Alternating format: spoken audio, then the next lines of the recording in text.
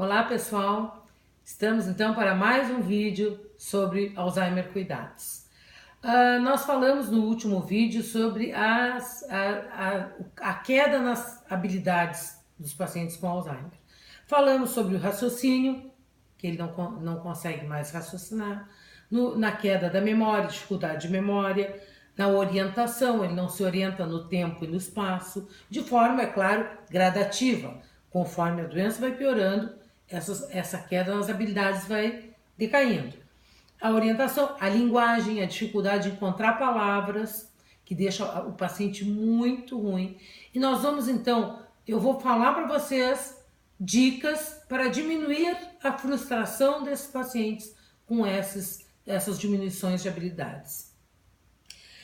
Nós falamos então do julgamento também, de coisas abstratas, e por isso o julgamento também a gente pode entrar na questão de roupas.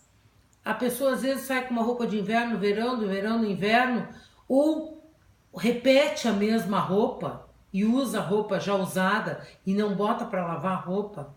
Uma solução para roupa, que eu acho bem interessante, é ter várias roupas iguais e trocar aquela roupa sem que o paciente perceba. Ele tira para dormir, põe para lavar e bota outra igual ali no lugar. É uma saída interessante. A alteração da percepção do ambiente, ele vê o ambiente de forma diferente. Dentro da alteração da percepção, nós temos a alteração da percepção em relação à televisão. É uma coisa bem importante. Conforme a doença vai evoluindo, a televisão passa a ser uma janela. E eles enxergam a TV como se fosse o mundo real. Então há uma tendência em chegar e pegar a televisão. Eu já vi vários pacientes nisso, principalmente botar um filme de dança, e ele gostava muito de dançar quando era mais jovem, e ele vai lá para pegar o par para dançar.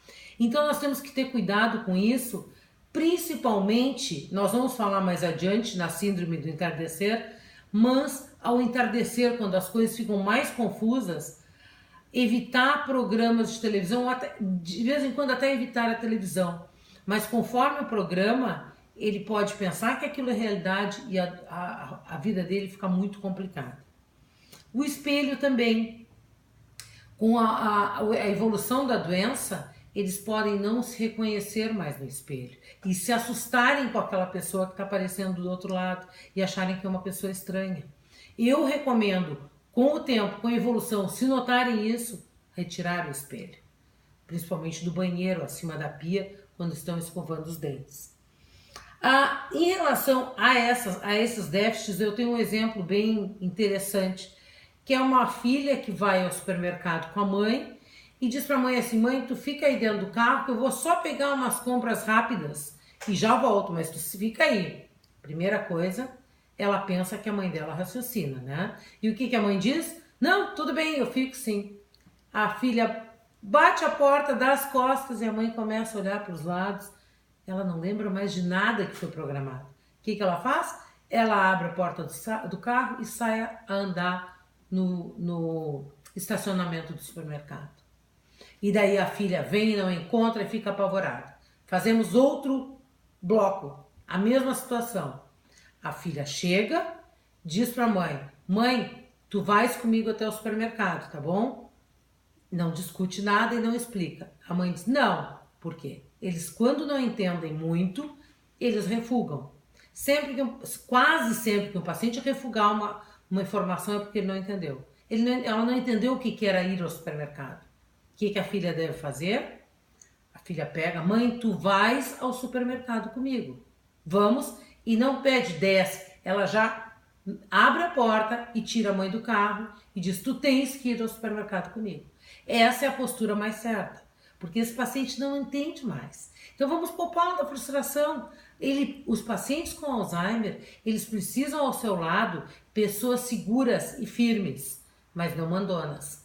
Então, a gente precisa muitas vezes o familiar ou o cuidador tomar decisões por eles, onde considera necessária.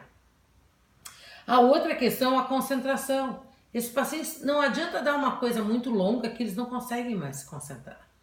A concentração deles é muito abstrata, é muito pouca. Então, não adianta, por exemplo, fazer um jogo e querer que o paciente jogue carta ou um jogo de dominó até o fim, conforme a evolução da doença. Então, as diversões não tem que ter o objetivo final de alcançar o final, mas simplesmente divertir.